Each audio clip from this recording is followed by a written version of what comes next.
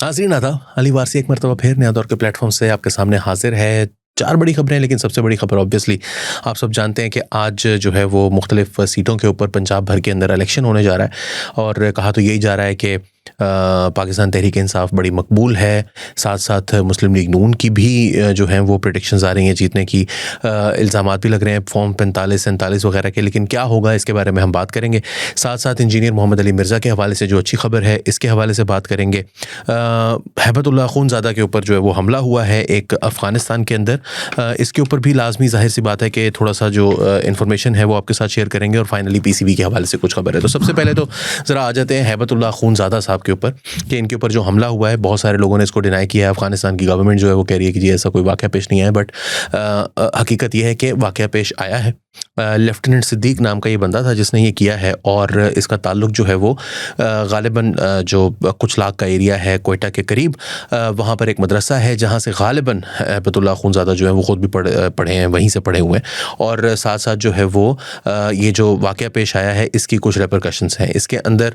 जो हैबतुल्लाह अख़ूनज़ादा जो कि तालिबान के अमीर हैं, वो तो इसमें उनको कोई गज़ंद नहीं पहुँची, उनको कोई नुकसान नहीं हुआ, इंजर्ड नहीं है वो। लेकिन ये वाक़या जब पेश आया तो उसने बहुत सारे जो नए कट्टे हैं वो खोल दिए हैं। फॉर एग्ज़ाम्पल सबसे पहली जो बात लोगों के दिमाग में आ रही है वो तो ये है कि अफ़गानिस्तान के अंदर जो तालिबान रजीम है उसका एक बैलेंस है जो कि बड़ा प्रिकेरियस है। इसके अंदर मुख्तलिफ ग्रुप्स हैं।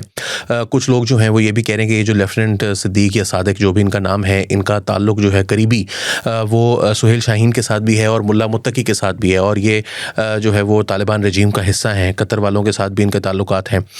इधर अफ़गानिस्तान वालों के भी साथ इनके ताल्लुकात हैं। साथ-साथ जो हैबतुल्लाह अख़ूनज़ादा हैं उनके ख़िलाफ़ मुख्तलिफ ग्रुप्स दीगर भी हैं जो कि मसलन कहा जा रहा है कि जो हक्कानीज़ हैं उन्होंने अपने आप को जो है वो एक तरह से अलग कर रखा है। और दूसरी थियरी ये है कि हक्कानीज़ जो हैं वो हैबतुल्लाह अख़ूनज़ादा के कोई सगे नहीं हैं और द रीज़न वाई पाकिस्तान के ऊपर जो प्रेशर है पाकिस्तान का अफ़गानिस्तान के ऊपर, वो इसी के ग्रुप के कुछ फैक्शंस को रोकने का है, उनके ऊपर जो है वो उनको रेन इन करने का है, उनको रोक कर पाकिस्तान के ऊपर हमले करने से जो है वो रुकवाने के लिए जो पाकिस्तान का प्रेशर है वो इसीलिए कारगर नहीं हो रहा क्योंकि जो हक्कानीज़ हैं उन्होंने इन ग्रुप्स को अपने साथ रखा हुआ है, क्योंकि इन्होंने कल को अगर कोई पावर टसल होती है अफ़गानिस्तान के अंदर फॉर काबुल की सीट तो उसमें उन्होंने इन ग्रुप्स को इस्तेमाल करना है, क्योंकि ये एक रैग टैग आर्मी हमेशा से इसको कहा जाता है। ये है बहरहाल मुख्तलिफ ग्रुप्स का एक कॉन्ग्लोमरेट है, तो वो मिलकर जो है वो ये चला रहे हैं और उनका जो वो बैलेंस है वो अपसेट होता हुआ दिखाई दे रहा है। लेकिन इसमें और भी बहुत इंपॉर्टेंट चीज़ें हैं। जो सबसे इंपॉर्टेंट चीज़ है वो ये है कि पाकिस्तान के बारे में ये कहा जा रहा है कि अगर अफ़गानिस्तान के अंदर जो मुख्तलिफ ग्रुप्स हैं तालिबान के, उनकी आपस में लड़ाइयाँ शुरू हो रही हैं तो इसमें पाकिस्तान का रोल हो सकता है। पाकिस्तान का ये कहना है कि इसका कोई रोल नहीं है। पाकिस्तान अफ़गानिस्तान के अंदर तालिबान रजीम को डिस्टेबलाइज़ करने के लिए, वहाँ पर रजीम चेंज के लिए, ऑपरेशन के अंदर हिस्सादार बनने के लिए तैयार नहीं है। लेकिन कुछ ग्रुप्स हैं, मिसाल के तौर पर अहमद शाह मसूद हैं या दीगर कुछ ग्रुप्स हैं जो कि ताजिकिस्तान के करीब हैं या ईरान के करीब हैं, वो भी इस वक्त जो है वो बतदरीज जो है वो सामने आते जा रहे हैं और वो कुछ एरियाज़ के अंदर उनके बारे में कहा जा रहा है कि वो बड़ी फाइट के लिए, तो एक साथ अफ़गानिस्तान के अंदर कुछ नया शुरू हो सकता है। और क्या ये पाकिस्तान की ओवर्ट या कोवर्ट सपोर्ट के बगैर मुमकिन है? मेरा ख्याल है कि नहीं है, लेकिन पाकिस्तान इसमें कम अज़ कम ओवर्ट सपोर्ट नहीं करेगा। और साथ साथ जो अफ़गानिस्तान के ऊपर प्रेशर है, ये आज मैंने कामरान यूसुफ साहब का भी वीलॉग देखा, मैंने हमाद हसन साहब जो बात कर रहे हैं, मैंने उससे जो मैंने समझ में आ रही है वो यही है कि पाकिस्तान जो है वो उनके ऊपर जो प्रेशर बढ़ा रहा है उससे अफ़गानिस्तान के अंदर एक प्रेशर महसूस किया जा रहा है। जो ट्रेड का प्रेशर है वो भी, जो पाकिस्तान ने काबुल के अंदर अटैक्स किए वो भी, और साथ साथ ये जो आपस में इन फाइटिंग शुरू हो रही है ये उसका एक शाखसाना है कि पाकिस्तान जो है उनको ये दिखाने में कामयाब हो गया कि आप कितने कमज़ोर हैं, जिसकी वजह से जो है वो हैबतुल्लाह अख़ूनज़ादा, इसी वजह से पाकिस्तान के अंदर कुछ हुए हैं इक्का दुक्का वाक़यात। लेकिन आप देखिए कि 1 महीना या 1.5 महीना पहले के मुकाबले में इस वक्त देखें तो दहशतगर्दी के वाक़यात में पाकिस्तान में कमी आई है। अब ये कितना आगे चलकर जो है वो साबित होता है दुरुस्त, ये बात देखने वाली है। अलबत्ता पाकिस्तान का कोई इरादा नहीं है अफ़गानिस्तान के अंदर मामलात को बग़ैर अपनी शराइत मनवाए कोई भी मामलात को कोई भी ढील देने के हवाले से कि ठीक है कोई बात नहीं है, अब तालिबान जो है वो उन्होंने कुछ प्रोमिसेस कर दिए, नहीं प्रोमिसेस नहीं, जो टेंजिबल किस्म के रिजल्ट्स हैं जब तक वो सामने नहीं आएंगे पाकिस्तान अपनी जो ग्रिप है उसको लूसन करने के लिए तैयार नहीं है। वो ट्रेड के हवाले से हो, वो बॉर्डर के हवाले से हो, रेफ्यूजीज़ के हवाले से हो, इमिग्रेंट्स के हवाले से हो, वो तमाम चीज़ें। दूसरी खबर अभी मुझे ज़ाहिर है कि NA-129 के ऊपर भी आना है, जो कि बहुत बड़ी खबर है, हमाद अज़हर का हल्का है, इसके ऊपर भी बात करनी है, मगर पहले ज़रा दूसरी खबर की तरफ भी चले जाएँ। वो इंजीनियर मोहम्मद अली मिर्ज़ा के हवाले से है। अब ये बहुत सारे लोगों का कहना था कि जी वो CII का जो रिज़ल्ट है, वो जो उनके खिलाफ उन्होंने एक सो कॉल्ड फैसला दिया था, वो ओवरटर्न हो गया इस्लामाबाद हाई कोर्ट ने वगैरह वगैरह। हुआ कुछ इस तरह से है कि उस वर्डिक्ट को चैलेंज किया था एक साहब ने, एक वकील ने, जिसने ये कहा था कि जो इंजीनियर मोहम्मद अली मिर्ज़ा के खिलाफ CII का एक स्टेटमेंट जारी हुआ है, या जो भी उसको कहते हैं, वो फैसला कहते हैं, हम तो उसको फैसला नहीं मानते, वो उनकी ज़्यादा से ज़्यादा एक राय हो सकती है। उसकी राय जो है वो CII का फाइनल राय नहीं है, क्योंकि CII के कुछ लोगों ने, यानी काउंसिल ऑफ इस्लामिक आइडियोलॉजी, इस्लामी नज़रियाती काउंसिल के कुछ लोगों ने ये कहा कि ये अभी हमारी आपसी डिस्कशन थी और ये वैसे ही जो है ना वो प्रेस रिलीज जारी हो गई है, तो इसके साथ वो स्टैंड बाय करने के लिए तैयार नहीं है। सो ये जो बात है इसकी वजह से आप इसको जो है वो तो रोक दें, या इसको जो है वो फाइनल उनका वर्जन, जो उनकी फाइनल राय ना समझें। तो इस पर इस्लामाबाद हाई कोर्ट ने CII से दोबारा राय तलब करने के हवाले से उन्होंने कहा कि अपनी राय जो है वो सही तरह से दें। ये जो आप की तरफ से ये मतलब अभी इसको हम तस्लीम नहीं करते। अब ये ज़ाहिर है इंजीनियर मोहम्मद अली मिर्ज़ा के लिए कम से कम इस हद तक तो फ़ायदेमंद है कि उनकी जो उनके बारे में राय थी कि जिन्होंने गुस्ताखी की है, कम से कम उसके ऊपर हतमी तौर पर उसको तस्लीम नहीं कर लिया गया इस्लामाबाद हाई कोर्ट की तरफ से, जो राय आई थी काउंसिल ऑफ इस्लामिक आइडियोलॉजी की तरफ से। बट क्या ये उनके लिए फ़ाइनली फ़ायदेमंद होगा, क्या वो रिलीज़ हो जाएंगे? अभी मुझे लगता है कि इसके अंदर कुछ टाइम बाकी है। अलबत्ता ये मुमकिन है कि इस केस का कोई वास्ता ताल्लुक ही ना हो, ये एक एडमिनिस्ट्रेटिव डिसीजन हो, 3 MPO के तहत गिरफ्तार किया गया हो, थोड़ी देर से बाद उसको छोड़ देंगे, अब नक्स अमन का ख़तरा ख़त्म हो गया, लिहाजा छोड़ दिया गया, क्योंकि पाकिस्तान में अदालतों का और एडमिनिस्ट्रेशन का इस वक्त कुछ समझ में नहीं आ रहा कि क्या मामला है। बहरहाल एक वाइड स्प्रेड एक उनके लिए सपोर्ट तो मौजूद है, और हमने देखा कि कल जो है वो पाकिस्तान में ट्विटर पर ट्रेंड भी चल रहे थे रिलीज़ इंजीनियर अली मिर्ज़ा या रिलीज़ अली मिर्ज़ा। तो अल्लाह करे उनके लिए जो है वो बेहतरी का मामला हो। चलते हैं अपनी अगली खबर की तरफ। राशिद लतीफ़ साहब जो हैं उन्होंने मुआफ़ी मांग ली है रिजवान के बारे में। उन्होंने जो 2 जुमले कहे थे, एक तो उन्होंने मतलब 2 बड़े एतराज़ात थे लोगों को उनके 2 बातों पर। एक तो ये था कि जी रिजवान को जो है वो इसलिए कप्तानी से हटाया गया क्योंकि उसने फ़लस्तीन के कॉज़ के लिए जो है वो उसने उसके लिए सपोर्ट की थी। ये एक मज़ाक़ खेज़ किस्म का ना पाकिस्तान के अंदर मजाक बन गया कि मैं तो मुसलसल फ़लस्तीन की हिमायत कर रहा हूँ या फ़लस्तीन के कॉज़ की हिमायत कर रहा हूँ। मुझे आज तक किसी ने मैसेज करके भी नहीं कहा या ये भी नहीं कहा यार ज़रा ध्यान से रहना, कोई ख्याल करना, मुझे आज तक किसी ने नहीं कहा। लेकिन जो बंदा किसी भी चीज़ के ऊपर, कोई मौलवी किसी को नजर आ दिया यार ये फ़लस्तीन का कॉज़ है, इस वजह से अभी हमने देखा कि पाकिस्तान ने फ़लस्तीन के कॉज़ के लिए जो पाकिस्तान ने कर सकता था UN के अंदर, सिक्योरिटी काउंसिल के अंदर, पाकिस्तान ने किया है। ये जो आपकी ISF है, इंटरनेशनल फोर्स जो बन रही है, स्टेबलाइजिंग फोर्स या जो भी इसका नाम है, पीस कीपिंग फोर्स बन रही है, उसके अंदर भी पाकिस्तान ने अरब ममालिक का साथ तो दिया है, but at the same time Pakistan ही उन ममालिक में भी शामिल है जो कि उसके मैंडेट के हवाले से सवाल उठा रहे हैं, और बेसिकली उसको जो है ना वो काम ख़राब करने के लिए, गंद डालने के लिए भी पाकिस्तान जो है वो मुसलसल कोशिशें कर रहा है, जो मैं उसकी मेरी रीडिंग है। अब इस पर कोई मुझे आ जाए डेफेमेशन का नोटिस तो और बात है, मगर मुझे लगता है पाकिस्तान गंद डालने की कोशिश कर रहा है अपनी तरफ से। अगर नहीं गंद डाला तो फिर ठीक है, will have to play along जो अरब चाहेंगे उनके साथ, क्योंकि उनका मामला है, हमारा तो है नहीं, हम तो हमारा तो वास्ता नहीं है डायरेक्टली। पाकिस्तान के अंदर ऐसा कुछ नहीं है कि फ़लस्तीन के लिए जो है ना वो हम कोई मुश्किलात खड़ा करना चाहते हैं गज़ा के लिए या फ़लस्तीनियों के लिए। तो ये एक चीज़ जो है वो Rashid Latif was totally out of the line. दूसरी बात उन्होंने ये कही थी कि गवर्नमेंट PCB और जो नेशनल कैरियर्स हैं और ये जो बेटिंग कंपनीज़ हैं, सरोगेट कंपनीज़ हैं, ये सारे आपस में मिले हुए हैं और इनकी मिली भगत के बगैर ये मुमकिन नहीं है। इस पर PCB ने जो है वो सख्त उनके खिलाफ दोनों चीज़ों के ऊपर एक्शन लिया था। उन्होंने आज मुआफ़ी मांग ली है। नजम सेठी साहब और मोहसिन नकवी साहब के दरमियान भी जो है वो थोड़ा सा फटा हुआ पाकिस्तान, वैसे तो दोनों बड़े करीबी हैं। आपको पता है कि सिटी 42 में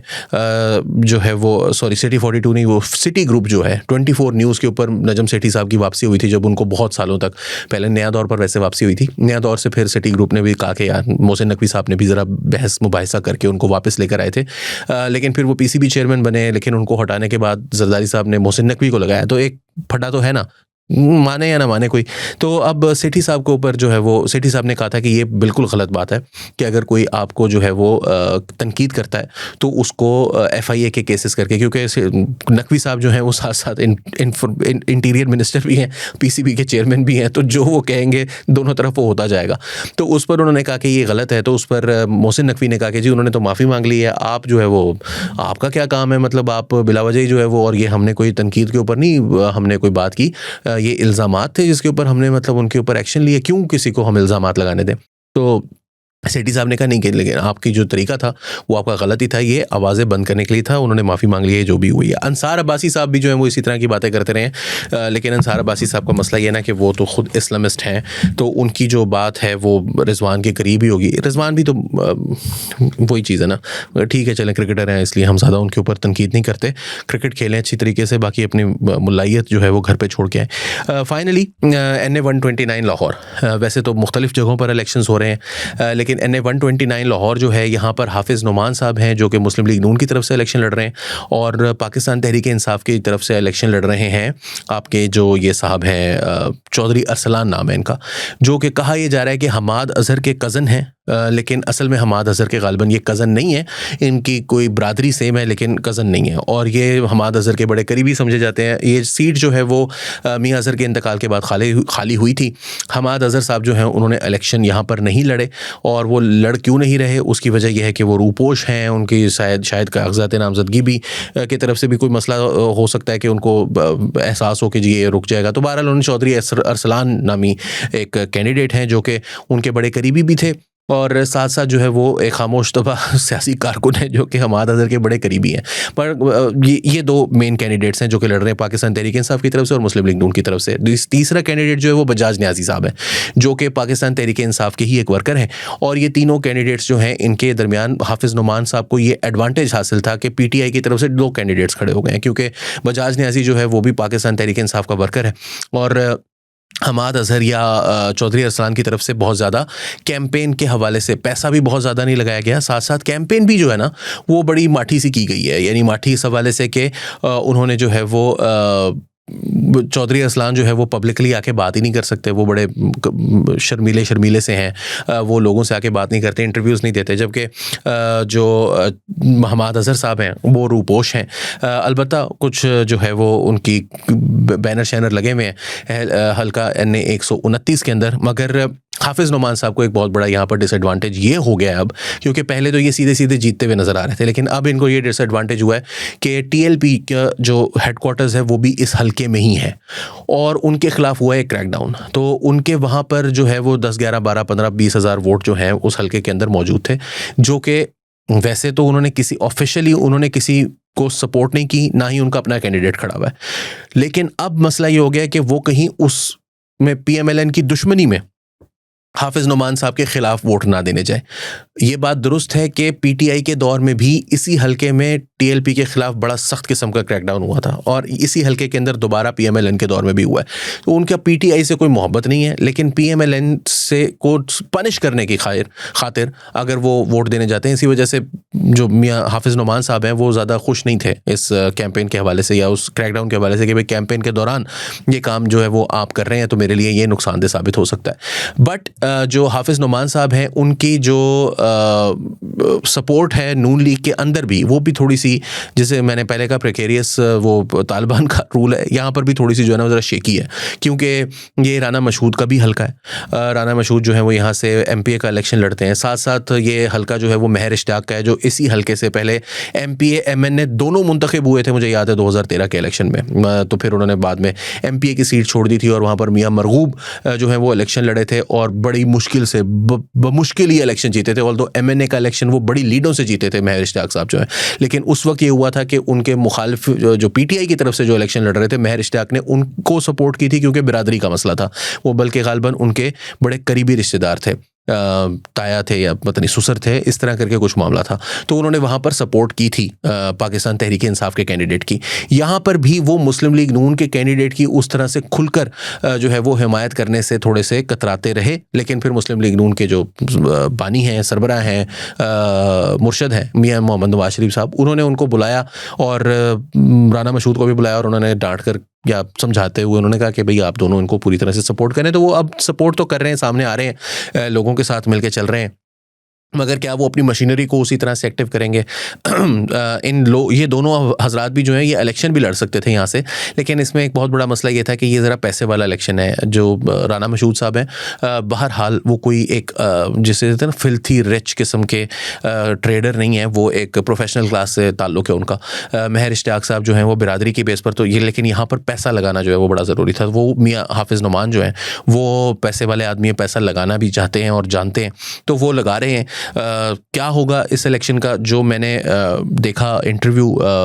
ज़ुहैब भट्ट साहब का मुज़म्मिल सुहरवर्दी के साथ उनके चैनल पर, तो ज़ुहैब भट्ट साहब का कहना ये है कि 55-45 है पीएमएलएन के हक में अब भी। लेकिन पहले ये हाफिज़ नुमान साहब जो है वो सीधा सीधा इलेक्शन जीत रहे थे, लेकिन अब एक फ़र्क पड़ गया, वो ये है कि हाफिज़ नुमान साहब जो है उनके